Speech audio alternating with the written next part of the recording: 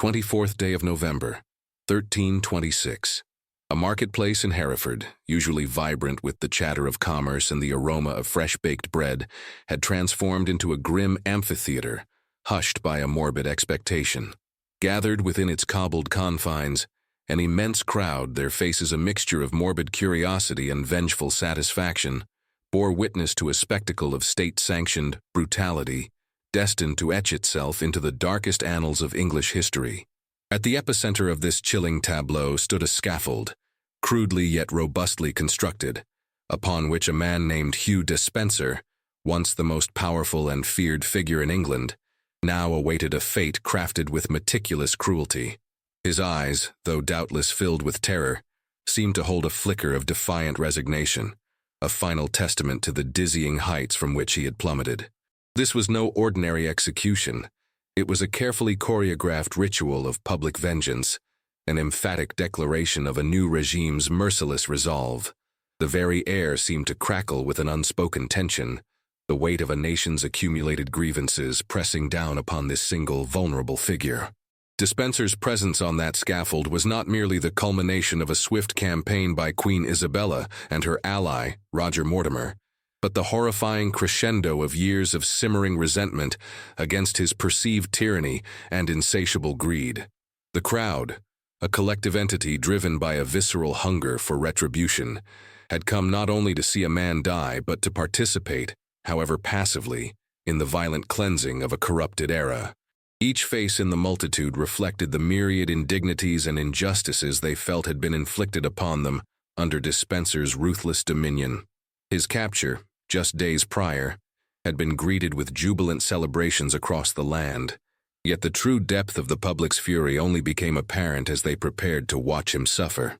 There was a chilling sense that this ceremony of destruction was a necessary purgation, a violent ritual to restore a semblance of order to a kingdom convulsed by internal strife and royal favoritism. The silence, broken only by the rustle of cloaks and the distant cries of street vendors, was not one of reverence but of an almost primal anticipation, a collective holding of breath before the inevitable, devastating climax. Before the first stroke of the axe, before the agonizing process began, there was a stark, almost theatrical moment of exposure. Stripped near naked, a crown of nettles reportedly pressed onto his scalp, Despenser was paraded for the masses, his past opulence and power stripped away, replaced by utter vulnerability. This public degradation served a dual purpose: to humiliate the man and to symbolize the complete overthrow of the system he represented. The cold November wind, whistling through the marketplace, offered no solace, only an intensified chill that seemed to penetrate to the very bones of the witnesses. We must remember that this was not a moment of abstract legal justice, but a deeply personal, viscerally charged act of revenge, enacted upon a man who had become the embodiment of all that was wrong with Edward II's disastrous reign. The sheer theatricality of the proceedings was designed to leave an indelible mark on the public consciousness, a warning against the temptations of unchecked power and the perils of royal favoritism. The scaffold itself was a stark symbol of finality, rising from the earth as a grim altar of political change. It stood as a beacon of retribution, drawing all eyes towards the doomed man. The preparations, though swift, were deliberate, each rope and beam meticulously placed for maximum impact, serving as a silent, unyielding declaration that a new order had arrived, one willing to exact the most extreme penalties. The air, heavy with unspoken questions and simmering fury, seemed to press down on everyone present, transforming the bustling market square into a crucible of collective emotion. The sun, a pale disk in the winter sky, offered little warmth, casting long, stark shadows that mirrored the profound moral darkness of the scene unfolding below. This was not a quick execution designed for efficiency. It was an elaborate, protracted torment, crafted to inflict not just death, but maximum suffering and public humiliation, a final, horrifying lesson for any who might dare to challenge the restored order. But this was no ordinary ceremony. Its true horror lay in its deliberate, almost performative cruelty. To understand why Hugh Despenser stood upon that scaffold, stripped of all dignity and awaiting a death of unspeakable brutality, one must first grasp the precipitous fall from grace that preceded this grim morning. For years, Despenser had been the king's undisputed favorite, a position that granted him not only immense wealth and land, but also unparalleled influence over the governance of England. His proximity to Edward II, a monarch often perceived as weak, vacillating, and overly reliant on his intimates, had allowed Despenser to accumulate power far beyond the traditional bounds of a courtier. He had effectively become the de facto ruler, his word carrying more weight than that of many established magnates, a reality that bred deep-seated resentment among the old aristocracy. This unchecked ascent had, inevitably, led to widespread abuses of power, land seizures, and acts of personal vengeance that alienated almost every significant faction within the kingdom. His very name had become synonymous with corruption, a symbol of a monarchy gone dangerously awry. The journey from the pinnacle of royal favor to the condemned man's scaffold was swift and merciless, a testament to the volatile nature of medieval power and the unforgiving wrath of a populace pushed to its limits. Despenser's downfall was intimately intertwined with that of Edward II, whose unswerving loyalty to his favorite ultimately proved to be his undoing. While the king remained devoted, the queen, Isabella, had grown increasingly estranged, her pride wounded by Despenser's arrogance, and her influence systematically undermined. She watched as her husband showered the detested favorite with gifts, titles, and vast estates, while her own position diminished. This growing chasm between king and queen created a fertile ground for dissent, ripening the conditions for a decisive, violent upheaval. The narrative of Despenser's rise and fall is thus not merely a personal tragedy, but a political drama of seismic proportions, revealing the inherent instability of a system where personal affections could so profoundly eclipse the needs of the realm. For years, the kingdom had suffered under the weight of Despenser's influence. His avarice knew no bounds, manifesting in the unlawful acquisition of lands, the coercion of landowners, and the ruthless exploitation of legal loopholes to enrich himself and his family. The complaints against him mounted, reaching a crescendo that transcended the usual courtly intrigue and permeated every layer of society. The torment he inflicted was not always physical. Often it was the psychological burden of injustice, the erosion of trust in the very institutions meant to uphold order. His actions were a stark demonstration of how individual greed, when unchecked by accountability, could corrode the foundations of an entire kingdom, leading to widespread suffering and a profound sense of grievance among the populace. The very stability of the realm seemed to hinge on his removal, painting his end not just as an act of revenge, but as a desperate attempt to restore equilibrium. The forces arrayed against Despenser and Edward II were formidable, comprising not only the estranged Queen Isabella and her formidable ally, Roger Mortimer, but also a significant portion of the English nobility, many of whom had been directly wronged by Despenser's land grabs and domineering behavior. The invasion, launched from France, was not merely a military campaign. It was a crusade against what was widely perceived as a tyrannical regime, one led by an incompetent king and his malevolent favorite. The ease with which Isabella and Mortimer gathered support upon their landing in England underscored the depth of the public's disaffection. There was no real resistance to their advance. Instead, towns and castles opened their gates, welcoming the invaders as liberators. The collapse of the royal government was startlingly swift, a testament to the brittle foundations upon which Despenser's power, and by extension, Edward's reign, truly rested. This was not an anomaly. It was a reflection of a deep-seated rot. Hugh Despenser the Younger, the man whose body would soon be dismembered before a horrified yet triumphant crowd, was born into a family already intimately connected with the machinations of royal power. His father, Hugh Despenser the Elder, had been a seasoned courtier and loyal servant to Edward I, and later, albeit with shifting loyalties, to Edward II. This lineage, steeped in political intrigue and ambition, provided young Hugh with a ready-made entree into the world of courtly influence. From an early age, he was exposed to the intoxicating allure of power, learning the subtle arts of flattery, manipulation, and strategic alliance that were essential for advancement in the cutthroat environment of the medieval English court. His life had never truly been his own. It was predetermined by birth and shaped by a pervasive culture of aristocratic self-interest and dynastic aspiration. He was not a self-made man in the modern sense, but a product of an established system, albeit one who exploited its vulnerabilities to unprecedented degrees. Despenser's early career saw him serving in the usual roles for a young nobleman, engaging in military campaigns and holding minor offices, gradually building a reputation for competence and, more crucially, for a keen understanding of the king's temperament. His marriage to Eleanor de Clare, a niece of King Edward II, significantly bolstered his connections, intertwining his destiny more tightly with the royal house. This union brought him vast estates, including the substantial Glamorgan lordship in Wales, and with it, a taste for greater possessions. It was this insatiable appetite for land and wealth, combined with a cunning ability to exploit legal technicalities and royal favor, that would ultimately define his career and hasten his downfall. He saw opportunities where others saw obstacles, leveraging his increasing influence to expand his holdings and crush any who stood in his way, sowing the seeds of bitter animosity that would ripen into outright rebellion. The pivotal moment in Despenser's ascent came with the death of Piers Gaveston, Edward II's previous favorite. With Gaveston removed, a void was created at the heart of the king's affections, a space Despenser quickly and ruthlessly filled. Unlike Gaveston, who was a foreigner and often seen as an upstart, Despenser possessed impeccable English noble credentials, making his rise initially more palatable to the established aristocracy. However, his ambition soon proved to be far more dangerous, his reach more extensive.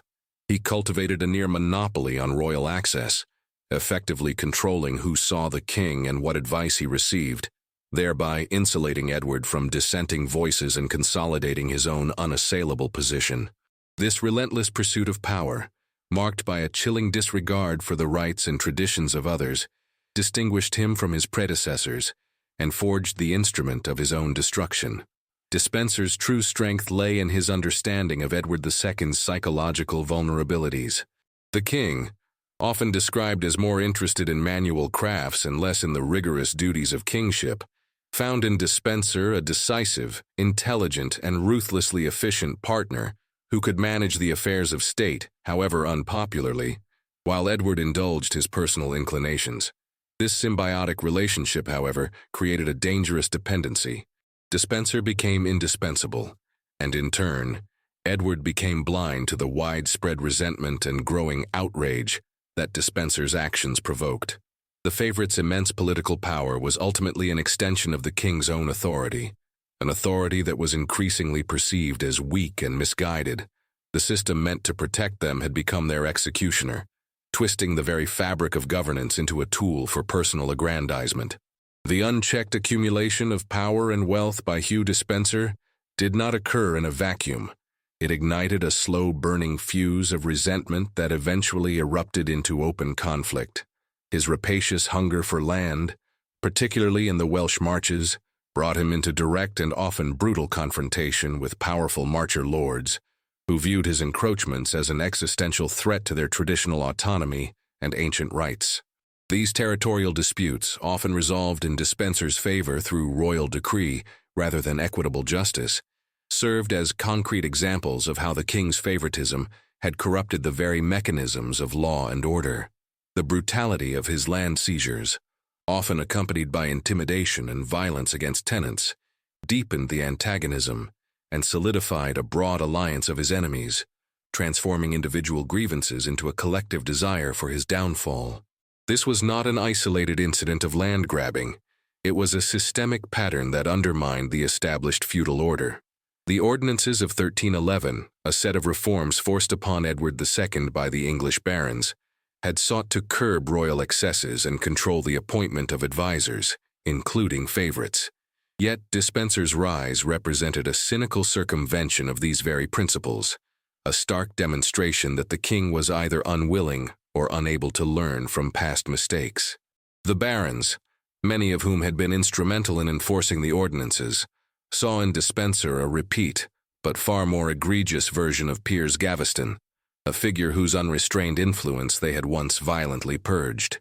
The failure of the crown to adhere to the spirit of these reforms bred deep distrust and a pervasive sense that the kingdom was being mismanaged, its resources squandered, and its people exploited for the benefit of a select few. The very fabric of governance meant to provide stability was fraying under the strain of his ambition. Beyond the nobility, Despenser's policies and actions had begun to impact the lives of ordinary people in tangible, detrimental ways. His exploitation of royal prerogatives, such as purveyance, the right to requisition goods for the crown, and the manipulation of judicial processes, contributed to widespread economic hardship and a sense of pervasive injustice. The perception of a corrupt court, indifferent to the suffering of its subjects, fueled popular unrest and diminished the monarchy's moral authority. This growing disconnect between the crown and its people created a volatile social landscape ripe for rebellion. The public had witnessed enough. Their patience was exhausted. The very ground beneath Edward and Despenser was becoming unstable. The escalating conflict culminated in the Despenser War of 1321 to 1322, a brutal civil war that saw the Marcher lords, led by figures like the Mortimers and the Earl of Hereford, openly rebel against the king and his favorite. Initially, Edward II, galvanized by Despenser's urging, managed to suppress this rebellion, capturing and executing many of the leading rebels, including Roger Mortimer's uncle. Mortimer himself escaped to France, vowing revenge, a vow that would tragically define the remainder of Edward's reign and seal Despenser's fate. This apparent victory for Despenser and Edward II proved to be a Pyrrhic one, driving their enemies underground and hardening their resolve. The period was marked by a relentless cycle of rebellion and suppression, each act of violence further deepening the fissures within the English polity, ultimately leading to a state where compromise became impossible. It was not justice, it was a warning, largely unheeded. The stage for Hugh Despenser's ultimate downfall was meticulously set by Queen Isabella, whose escalating contempt for her husband's favorite transformed her from a neglected consort into a formidable political adversary. Exiled in France under the guise of diplomatic negotiations, Isabella found common cause with Roger Mortimer, her husband's escaped enemy and now her lover. Their shared animosity towards Despenser, and by extension, King Edward II, forged an unholy alliance that would prove devastating to the established order. Isabella's public humiliation at the hands of Despenser, whose insolence extended even to denying her access to her own children and controlling her finances, had fueled a burning desire for retribution that transcended personal slight and evolved into a political crusade. She was a queen, stripped of her dignity, now poised to reclaim it through force. In France, Isabella and Mortimer meticulously planned their invasion, gathering a small but dedicated force of English exiles and mercenaries. Their strategy was brilliant in its simplicity, to present themselves not as foreign invaders, but as liberators, coming to free England from the oppressive grip of the Despensers and to restore good governance. Their propaganda, carefully crafted to resonate with the widespread grievances against the favorite, painted a stark picture of a kingdom in torment, exploited by a rapacious regime. This carefully cultivated image, combined with the genuine popular discontent, ensured that their landing in England would be met not with resistance, but with a groundswell of support. The kingdom was ripe for change, and Isabella and Mortimer were perfectly positioned to capitalize on that pervasive desire. On the 24th day of September, 1326, Isabella and Mortimer landed at Orwell on the Suffolk coast, a moment that marked the irrevocable turning point in the fortunes of Edward II and Hugh Despenser. What followed was not a pitched battle, but a rapid, almost bloodless collapse of royal authority. The ease with which they gained adherents shocked contemporaries. Towns and castles, far from offering resistance, opened their gates, welcoming the invaders as deliverers from tyranny. The speed of their advance underscored the utter erosion of loyalty to Edward II and the profound hatred for Despenser. The English people, from commoners to powerful magnates, were so thoroughly alienated that they readily embraced the incoming forces, viewing them as a long-awaited salvation. The narrative of liberation, expertly woven by Isabella, resonated deeply. As the Queen's forces swept through the land, King Edward and Despenser found themselves increasingly isolated, their power base crumbling with terrifying speed. Their attempts to rally support proved futile. Few answered their call, and those who did often quickly deserted. The once mighty royal army melted away, leaving the king and his favorite with no means to resist the advancing tide. This catastrophic failure to garner support was the ultimate indictment of Despenser's reign of brutality and avarice. He had alienated too many, too deeply. The realization dawned upon them, with chilling clarity, that their time was truly at an end. Edward and Despenser were forced to flee westwards, a desperate, futile flight in the face of an inexorable destiny. The hunt was on, and there was no escape from the reckoning that awaited them. This was not an anomaly. It was a reflection of accumulated grievances finally reaching their breaking point. The desperate flight of King Edward II and Hugh Despenser across the Welsh marches was a harrowing testament to their utter isolation, a frantic, undignified scramble to evade the vengeful forces of Queen Isabella and Roger Mortimer. They sought refuge wherever they could, their once grand retinue reduced to a handful of loyalists, their supplies dwindling, their hope fading with each passing mile. The relentless pursuit by Isabella's forces, spurred on by the overwhelming public desire for Despenser's capture, left them no respite. Every village they passed, every forest they entered, seemed to harbor potential enemies, turning the familiar landscape into a hostile labyrinth. The weight of their predicament, the palpable sense of impending doom, must have been devastating, stripping away all vestiges of their former power and privilege. It was a king and his favorite, exposed and vulnerable, cornered by a kingdom that had turned against them. Finally, on the 16th day of November, 1326, their flight ended. Near Llantrisant in South Wales, the exhausted and utterly dispirited royal party was discovered and captured. The relief of their pursuers was palpable, swiftly turning into a surge of triumphant vindictiveness. The capture of Despenser in particular was met with unbridled joy and a terrifying sense of long-awaited satisfaction.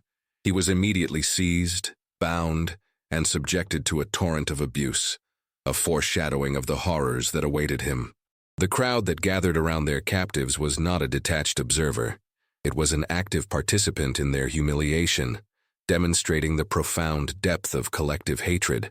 The brutality of the crowd's raw emotion was as unsettling as the physical subjugation of the man.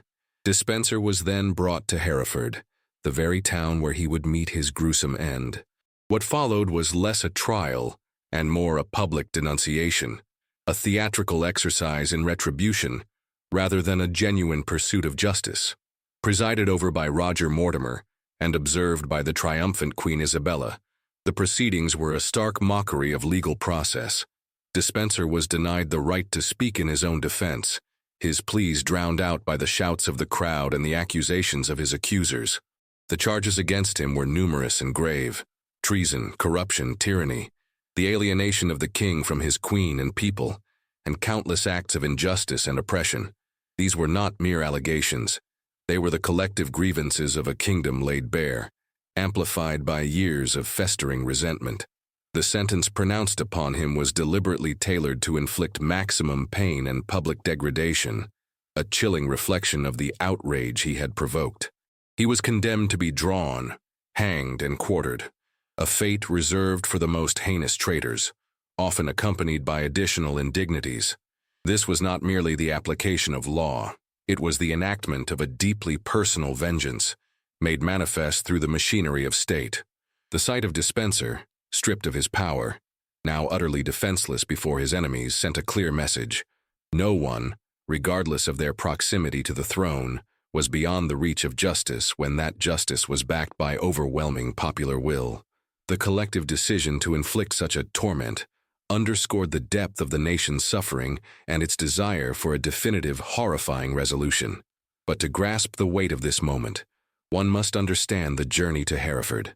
The journey of Hugh Despenser to Hereford, where his brutal fate awaited, was not a swift, discreet transfer, but a deliberate, slow procession designed for maximum public humiliation and display. He was paraded through towns and villages, his once feared countenance now exposed to the jeers and insults of the very people he had once oppressed. Each stop along the way became a mini-spectacle, a localized carnival of vengeance, where common folk could finally unleash their pent-up fury upon the man who had personified their years of torment. It was a psychological brutality mirroring the physical one to come, a relentless stripping away of his dignity before his life was taken. The crowds swelling at every turn were not just onlookers. They were an active chorus in this macabre opera of retribution, their shouts and curses echoing the collective outrage of a kingdom. Bound and often reportedly dragged or led on a meager horse, Despenser was forced to endure a gauntlet of public shaming. Details vary in historical accounts, but the consistent theme is one of abject degradation. He was deprived of food and drink, subjected to insults and physical abuse from the crowds, his every moment a painful reminder of his absolute fall from grace. This protracted journey served as a grim penance, a forced confrontation with the consequences of his tyrannical rule. The intent was clear: to ensure that every possible indignity was inflicted, that every fragment of his former prestige was shattered before the final blow was struck. This was a deliberate policy of psychological warfare, aimed at breaking the spirit of the condemned before his body was broken. The spectacle of his suffering was meant to cleanse the land. The atmosphere in Hereford upon his arrival was thick with anticipation, a palpable tension woven from years of resentment and the immediate thrill of impending vengeance.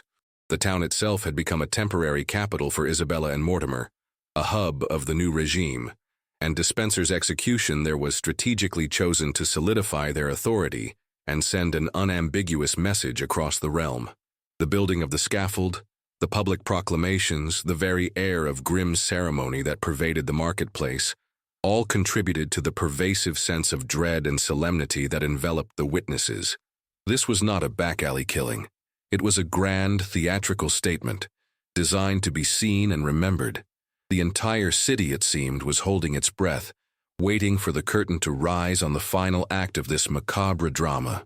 The presence of Roger Mortimer and, most significantly, the forced attendance of King Edward II himself, elevated the spectacle to an even darker plane. Edward, now a prisoner, was made to watch the gruesome demise of his most cherished favorite, a cruel and deliberate act designed to maximize his own psychological torment. It was a potent symbol of his impotence, a horrifying demonstration of his loss of power, and the complete reversal of his fortunes. This deliberate cruelty, forcing the king to witness the sacrifice of the man he loved, was a definitive break from the past, a chilling indicator of the new regime's willingness to push the boundaries of political vengeance. The memory of that scene would forever haunt Edward, a living testament to the brutality of his fall and the complete unraveling of his world. On the 24th day of November, 1326, the grim ceremony reached its devastating climax. Hugh Despenser, stripped bare, save for a meager cloth, was led to the scaffold in Hereford marketplace. The vast crowd, a silent, expectant sea of faces, bore witness to every agonizing detail. The air, already heavy with the chill of winter, seemed to thicken with a collective breath held, a morbid anticipation that bordered on a primal hunger for retribution. There was no mercy in the eyes of the onlookers, no shred of sympathy for the man who had wielded such absolute power, for whom now only utter powerlessness remained. This was the long-awaited reckoning, a violent purging of the kingdom's grievances made flesh. The silence before the act was more terrifying than any roar. The execution commenced with the traditional drawing. Despenser was tied to a hurdle and dragged through the streets of Hereford, a final public degradation designed to emphasize his status as a traitor. This was a spectacle of physical brutality, meant to inflict immense pain even before death, to break the spirit through protracted torment. The shouts and jeers of the crowd followed him, a cacophony of condemnation that amplified his suffering. This was not merely punishment. It was an performance, a ritual of abjection designed to mark him forever as a symbol of corruption and betrayal, ensuring that his name would be synonymous with infamy. The cold cobbles, scraped raw by his passage, bore silent testimony to the calculated cruelty of his final journey. Next came the hanging, but it was not intended to be mercifully swift. Instead, he was reportedly cut down while still alive, the near asphyxiation a deliberate precursor to the horrors that would follow. This prolongation of suffering, this deliberate dance on the precipice of death, was a testament to the profound hatred Despenser had engendered, a desire to wring every last drop of anguish from his condemned frame. His body, already weakened by the drawing, now twitched and gasped, a grotesque parody of life, utterly vulnerable before the executioner's grim artistry. The collective gasp from the crowd, if any, was quickly swallowed by the morbid fascination of the moment. The very concept of human dignity was systematically dismantled, piece by agonizing piece. Then followed the quartering, the most horrifying part of the sentence. Despenser's body was literally cut into pieces, his entrails drawn out and burned before his still living eyes, if he was indeed conscious for this final, unspeakable indignity. This was the ultimate act of dehumanization, a symbolic annihilation of the physical form, meant to mirror the moral annihilation of the man. The brutality of the act was absolute, leaving no doubt as to the depths of the outrage he had provoked. The severed limbs were then dispatched to different parts of the kingdom, a grisly warning, a chilling trophy of vengeance displayed for all to see. It was not justice, it was a warning, etched in blood and bone. The presence of King Edward II, forced to watch every horrifying detail of his favorite's dismemberment, added a layer of profound psychological torment to the scene. His agony, undoubtedly, mirrored that of the man dying before him, a shared hell on the scaffold. This public dismemberment, a final sacrifice of a detested figure, would haunt the witnesses for generations. The execution of Hugh Despenser marked not merely the end of a despised man, but the symbolic death of Edward II's reign and the brutal dawn of a new, albeit short-lived political order. With Despenser utterly destroyed, the focus shifted immediately to the captive king. Edward II, having been forced to witness the horrific demise of his most beloved favorite, was now utterly broken, his will shattered. His reign, already widely perceived as incompetent and mismanaged, could not survive the loss of his indispensable advisor, nor the overwhelming popular support for Isabella and Mortimer. The political landscape, once dominated by the king's personal affections and Despenser's ruthless ambition, had been irrevocably reshaped by the violent uprising and the public's appetite for retribution. The scaffolding in Hereford, now stained with blood, became a monument to a revolution. Edward II himself was quickly moved from Hereford to Berkeley Castle, where he was eventually forced to abdicate his throne in favor of his young son, Edward III.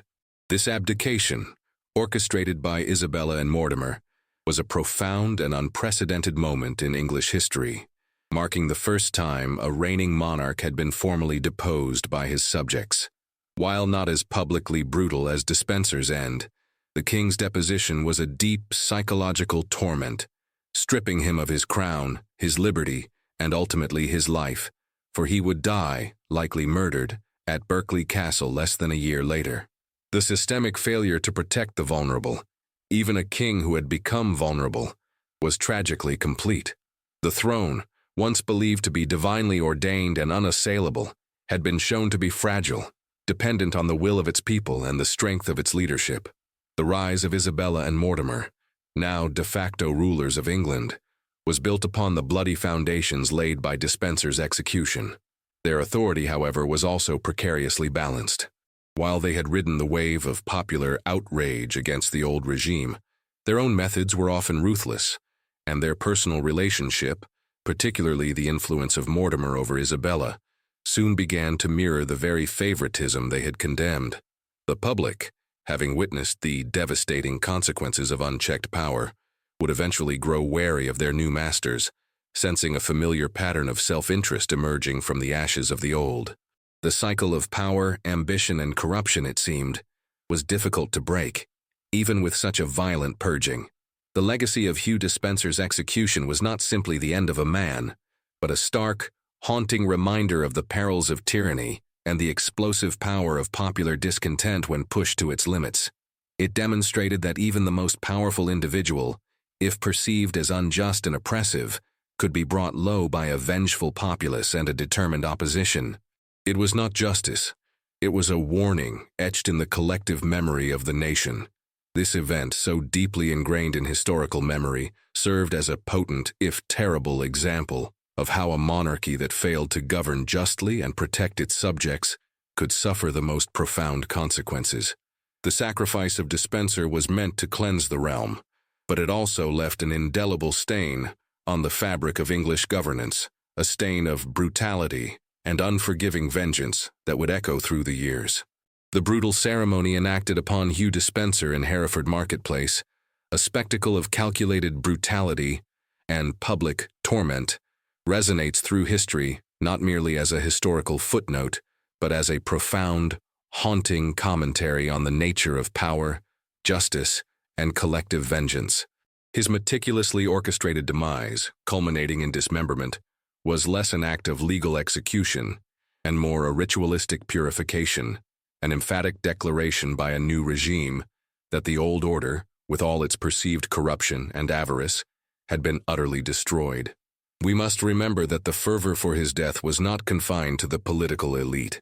It permeated the very consciousness of the populace, a reflection of years of accumulated grievance and the desperate yearning for a restoration of perceived justice. The scene remains a stark reminder of humanity's capacity for extreme cruelty when fueled by hatred and perceived betrayal. The memory of Despenser's end serves as a potent, if chilling, lesson in the fragility of power. His meteoric rise, his near-absolute control over the king and kingdom, seemed unassailable, yet it was ultimately predicated on the unstable foundation of royal favoritism and a populace stretched beyond endurance. The swiftness and severity of his downfall illustrate that even those closest to the seat of ultimate authority can be plunged into the abyss when public will coalesces against them. His fate was a grim reminder to future rulers and ambitious courtiers alike. Unchecked power, untempered by justice or popular consent, invites a fierce and unforgiving reckoning. The image of the dismembered favorite, whose parts were distributed across the land, was designed to deter, to instill fear, and to forever associate his name with the wages of tyranny. Moreover, Despenser's execution illuminates the dangerous allure of moral inversion, where the very act intended to restore order becomes an act of equal, if not greater, brutality. While Despenser was undoubtedly a deeply flawed and often cruel man, the manner of his death transcended punishment. It descended into a realm of vengeful spectacle, blurring the lines between justice and savagery. The public complicity in this horror, the collective appetite for such a devastating display, forces us to confront the darker aspects of human nature when passion overrides principle.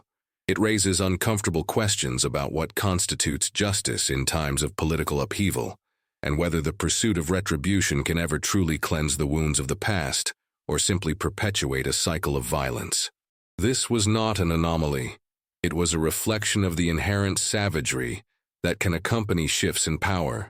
The event remains a sober insight into the cyclical nature of political ambition and the enduring consequences of a state's failure to protect its most vulnerable subjects. Despenser's victims, those whose lands and lives he ruined, experienced a different kind of torment, one that now seemed to be mirrored in his own agonizing final moments. His execution was the ultimate sacrifice for the sins of a kingdom, a scapegoat offered to appease a furious populace. Yet, his story, entwined with that of the deposed Edward II, continues to haunt the historical narrative, a testament to a period of profound political and social upheaval. It offers no comforting closure, only a mournful reflection on the volatile interplay between individual ambition, royal weakness, and the chilling, often barbaric power of collective outrage. We must remember these lessons, for they are eternally relevant.